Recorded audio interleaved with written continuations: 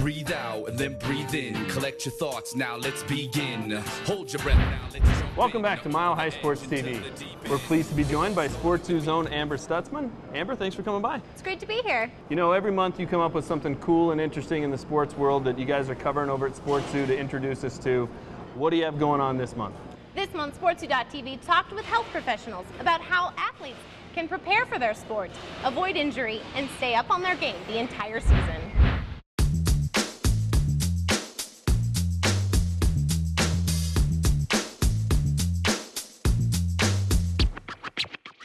My name is Lloyd Mobley. I am a neurosurgeon with Peak Orthopedics and Spine. Many people do not know what a concussion actually is, but a concussion is actually a constellation of symptoms such as headache, change in the level of consciousness, nausea, vomiting, difficulty concentrating, cognitive difficulties, difficulty sleeping, and this occurs after the brain rapidly decelerated against the inside of the skull from either a direct injury from another player or from a ball or the ground.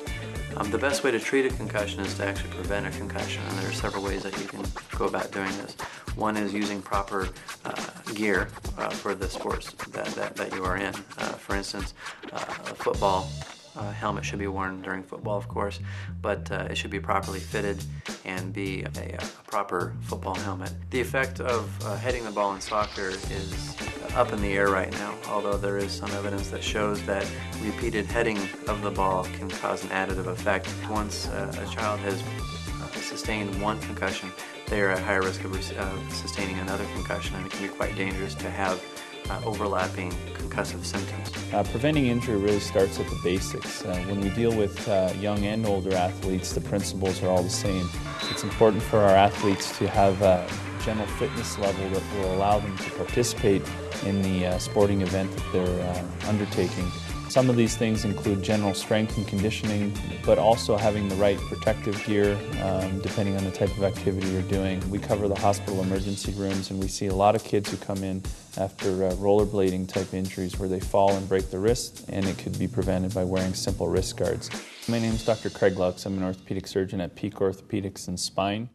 That was a great piece, Amber. Thanks for stopping by again. Well, thanks, James. It's time to wrap things up on Mile High Sports TV, but before we say goodbye, I want to remind you to tune into Mile High Sports Radio, AM 1510 KCKK. It's the progressive voice of sports and the new play-by-play leader in Denver. Thanks to our friends at Breckenridge Brewery and Pub here at 22nd and Blake in the Ballpark neighborhood. Make sure to come in for some great food and handcrafted beer next time you're in downtown Denver. For everyone at Mile High Sports and SportZu.tv, I'm James Marilat. And I'm Amber Stutzman. Remember, be a better fan. And dang it. Yeah, the third time it ought to come across great. Hey, I'm just reading the script, man. That's what it says. And sorry guys. You did an interview with, I'm supposed to even just read it, and I can't do it. All right. Stick around. When we come back, we'll get an up-close look at what's... Okay, let me do that one again. Nate, the makeup, it really looks good on you. Yeah, it's quite striking, don't you think? I left the lipstick off, though. All right, I gotta do that again. What, you don't like that one?